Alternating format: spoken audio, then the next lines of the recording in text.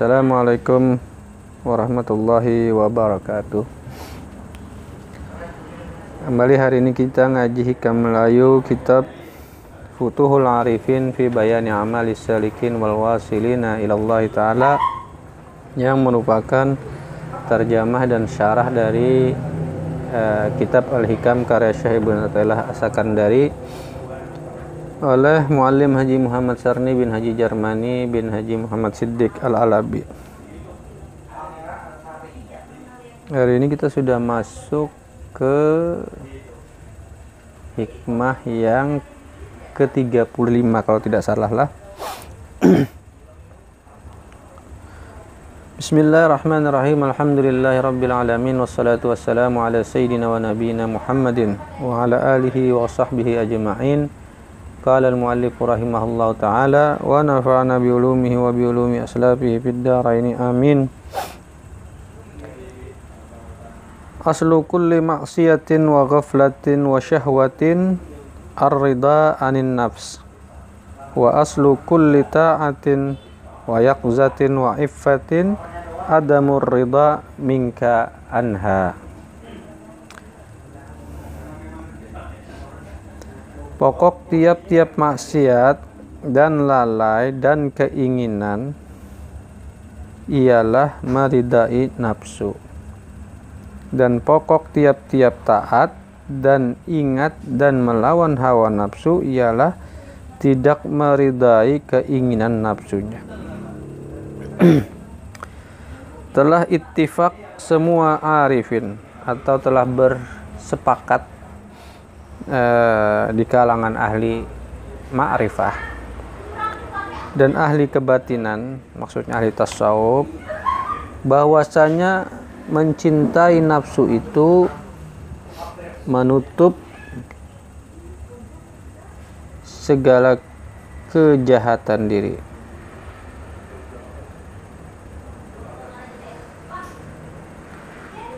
Ia memandang dirinya itu bersih dari segala kejahatan dan kerusakan, sehingga kejahatan dirinya itu dibilangkannya kebaikan, dan lupa ia dengan Allah, dan tak mau lagi ia meneliti kerusakan-kerusakan yang bersarang dalam hatinya, dan tinggallah ia dalam maksiat berkepanjangan dengan tiada disadarinya, dan berbahayalah orang yang menggaulinya.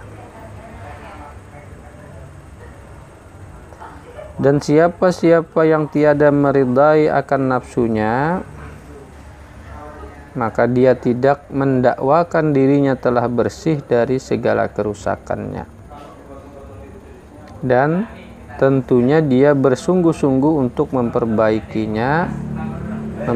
dirinya maksudnya, dan memelihara dari segala sifat-sifat kerusakan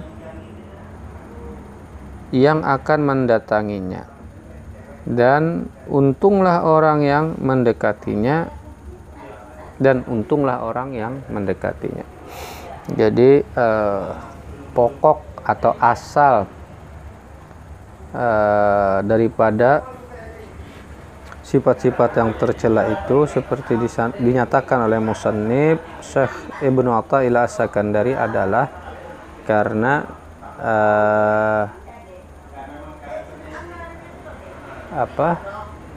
mengikuti hawa nafsu. Meridai nafsunya itu maksudnya mengikuti hawa nafsunya,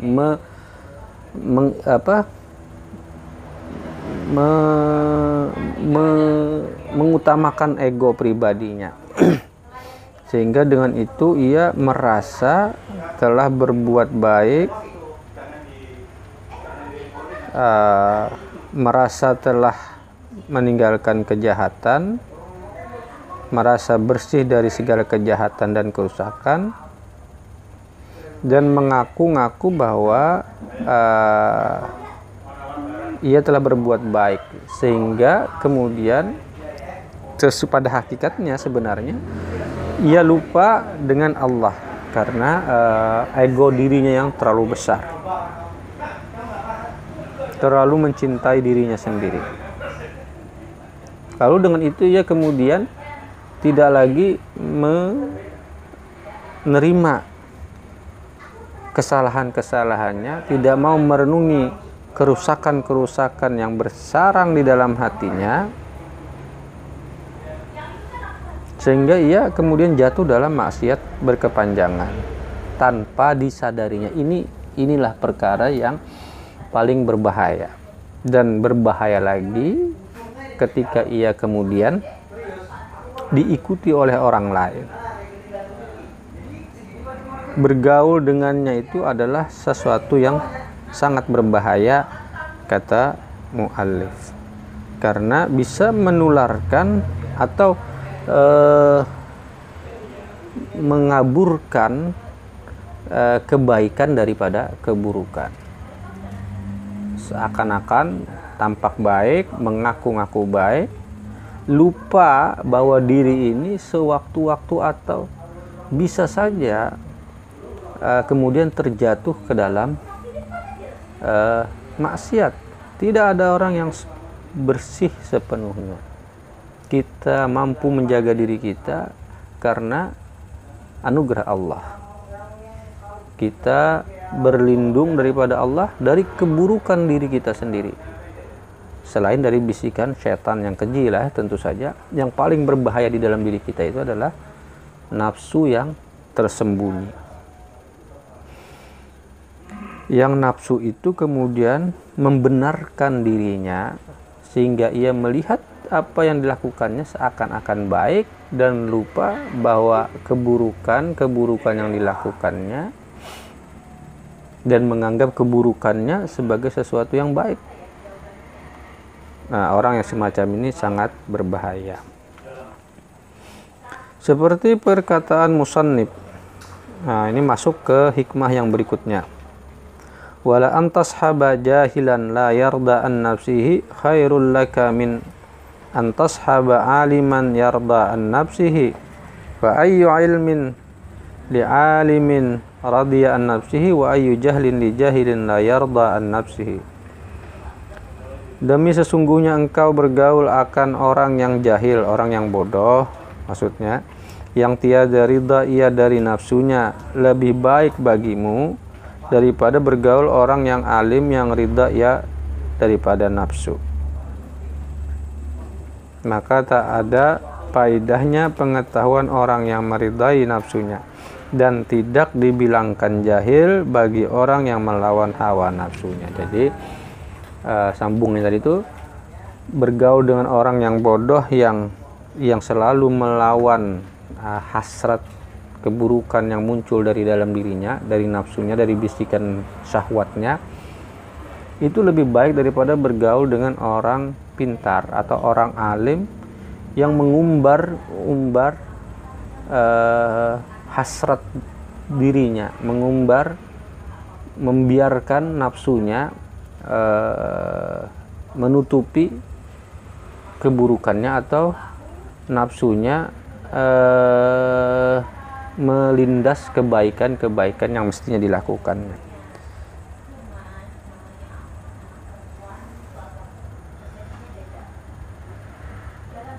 Tidak ada faedahnya pengetahuan orang yang meridai nafsunya. Tidak ada gunanya ilmu pengetahuan orang yang membiarkan dirinya hanyut dalam buayan nafsunya. Sedangkan orang yang melawan hawa nafsunya itu tidak dapat dikatakan bodoh atau jahil. Karena setidaknya walaupun sedikit ilmunya, sedikit pengetahuannya, jika ia melawan hawa nafsunya, itu satu bentuk pengetahuan yang dalam terhadap dirinya sendiri. Demikian